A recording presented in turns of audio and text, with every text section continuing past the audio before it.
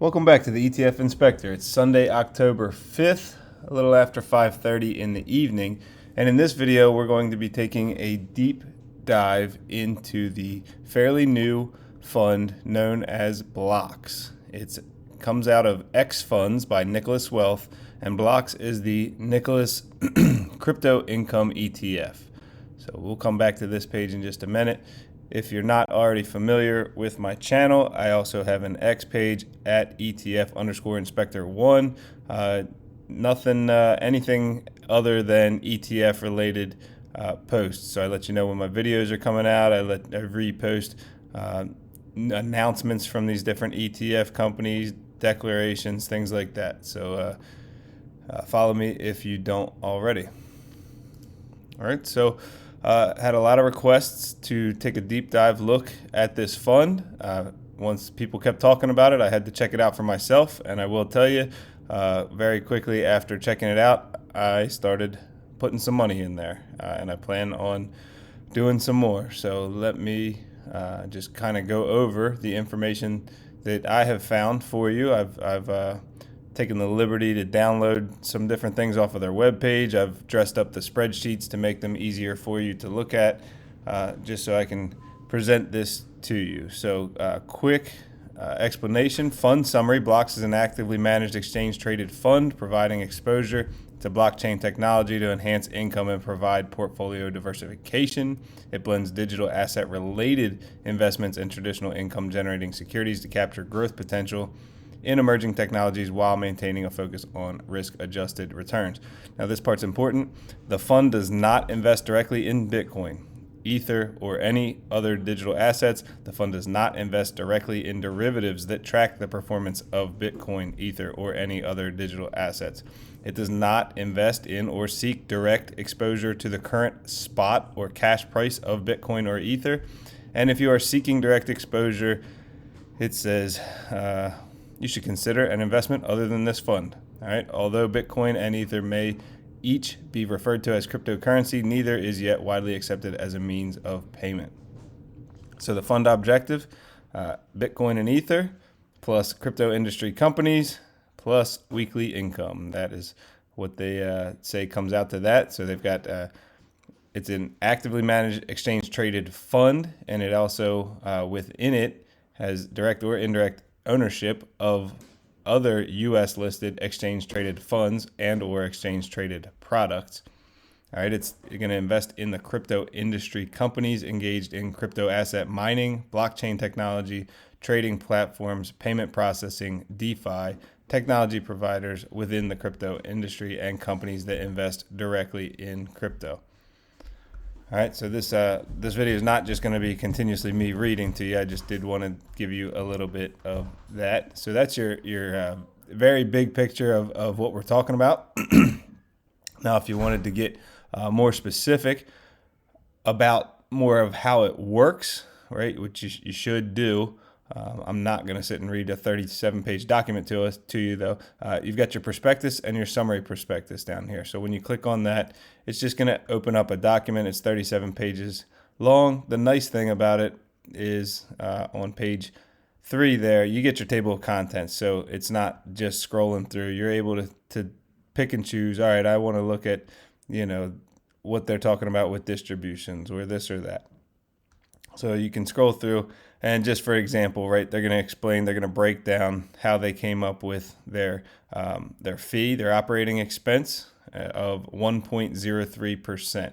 So in general, that's a slightly higher, on the higher end of actively managed funds or ETFs in general, but a lot of the actively managed funds that we are used to are actually about 30% higher than that, right around that 1.3%. So they're not the most expensive as far as your active management funds. So other than that, right, they're going to go into everything about synthetic covered calls, regular call spreads, put spreads, all kinds of different methods, calendar spreads.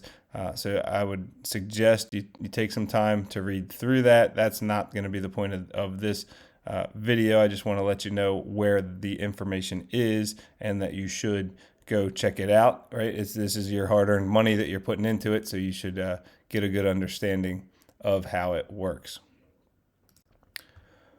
All right, but from there, I wanted to talk a little bit about some numbers. So fund inception, it came out June 16th, so it is fairly new. That makes sense why when people started talking about it, I hadn't heard of it yet. I've been hearing about it now for a little over a month, and finally went ahead and looked into it. Again, we already talked about that 1.03% expense ratio. And from there, we're going to get into the net assets, the NAV, the outstanding shares. And while their website does have some of that information, it's not quite as up to date as if you download their holdings. So when you scroll a little further down, you get your top 10 holdings. I don't want top 10, I want everything. So I download the holdings, and it comes out like this. All right, so this is going to be really hard to sit and look at and talk through. So what I did, what you've got is all the underlying holdings up top, and then in no particular order, all the different options trades. So I downloaded this, put it in Excel, sorted it, and came up with this. All right, so now just to make it a little easier for you, each underlying or holding has a gray bar there for it, and then the options for that specific underlying are beneath it. If you're familiar with my videos, this is how I make my charts. I cover Alti, Salty, LFGY, and some of the Roundhill funds as well. So let's just take a quick scroll through. They have a total of 17 underlyings that they hold shares of. Then they trade one more that they don't own shares of. And then they, of course, have some money in government obligation funds and cash. So first off is HODL, stock ticker HODL, Van Eck Bitcoin ETF. And so 16+% of their money is in that. That is their largest holding. I'm just going to go through an order. Bitmine Immersion is next. Starting off though, HODL, they don't trade options on it. Now I'm not familiar enough to know whether options are available on that one or not. But next up is Bitmine Immersion. I am familiar with this one, and they are trading a put spread on this where they're selling puts at 57, purchasing them at 53. They expire on the 10th. As we scroll through, as I've looked through, a lot of them are 1 week, 2 week time frame. So it looks like they're probably rolling them on an every week or two basis. For some reason, they do still have some that just expired on Friday. So generally when that's the case, they didn't close them out because they were out of the money and didn't want to waste any money on them. All right, so Bitmine Immersion is less than 2% of the holdings.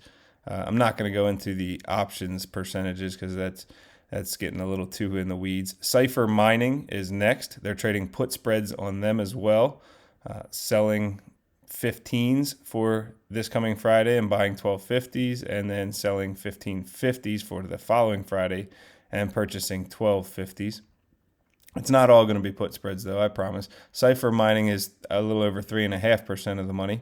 Coinbase, we're familiar with this one as well. They're selling a put spread on that to generate income.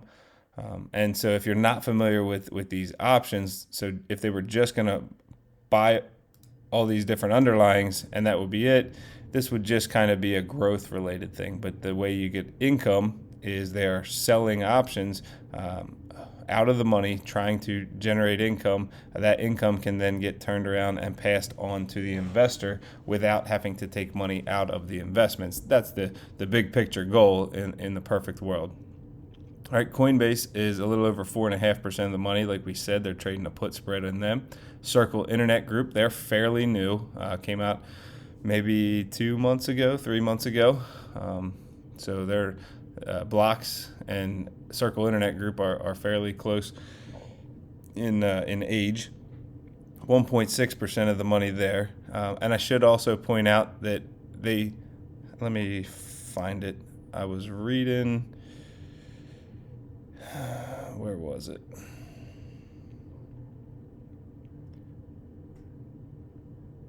The fund seeks to generate income primarily using option contracts on some or all of the individual holdings. So what I'm seeing is all. So what that means, though, is they don't always have to all. But if you've got, find like a nice easy one.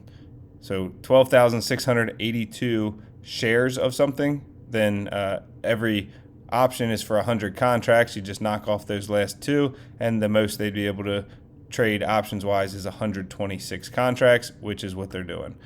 Now it's not always all on the same date. As you can see, they can do 115 here. 91 of them are for one trade, and 24 are for another.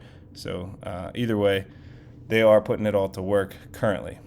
CoreWeave is the next one. 1.78% is the weight. Now you're probably wondering, why are we in this order? I've got it alphabetically sorted, not by weighting of their holdings, but I've highlighted the three top holdings because between the three of them, it's 42% of the money.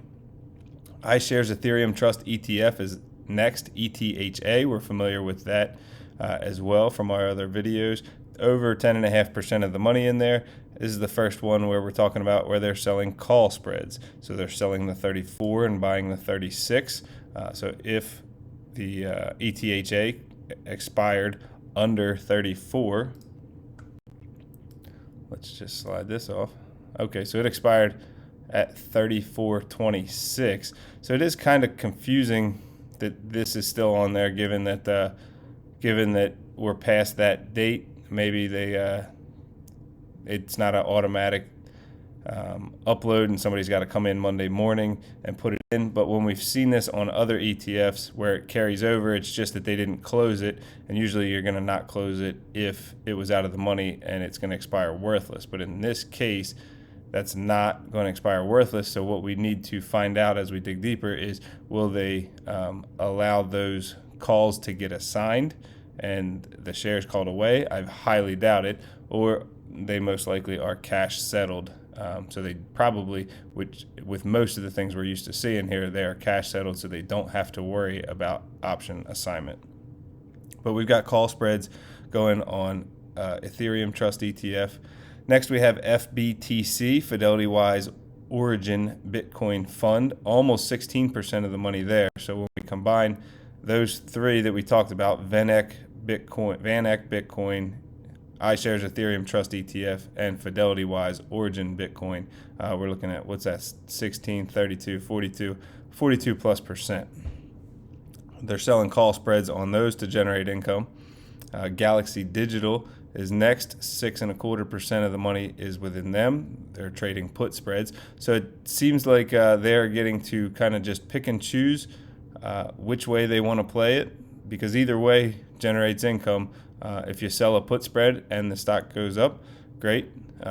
You kept all that money for free and your shares increased in value. A lot of times call spreads are what are used even when you have a positive outlook. So as long as you sell it out of the money, the share price increases. You get that appreciation in your shares. You collect the income from selling the calls, but if it goes too far, then you're going to have to pay to close it out. Galaxy Digital, we just said 6.26%. Next, we have Robinhood, been up big lately. So 6% of their money is in that. They're trading put spreads on them. Hut 8 Corp, we're familiar with them from LFGY, selling put spreads that just about 5% of the money. IREN Limited, 4.8% of the money in there, trading put spreads. Mara Holdings, just under 4% of the money, and they're trading put spreads. And then similar to LFGY, they are trading options on MBTX but do not hold any shares. And they're trading call spreads on MBTX to generate income. Next is Strategy, formerly MicroStrategy. Only 2.8% of their money is in them, and they are selling put spreads to generate income, all expiring this coming Friday the 10th. NVIDIA is in there as well, a little over 4%, trading put spreads. Riot Platforms trading put spreads with almost 5.5% of the money, and TSM, Taiwan Semiconductor Manufacturing, 4.2% of the money, trading put spreads. So that's everything they hold. That's everything in there.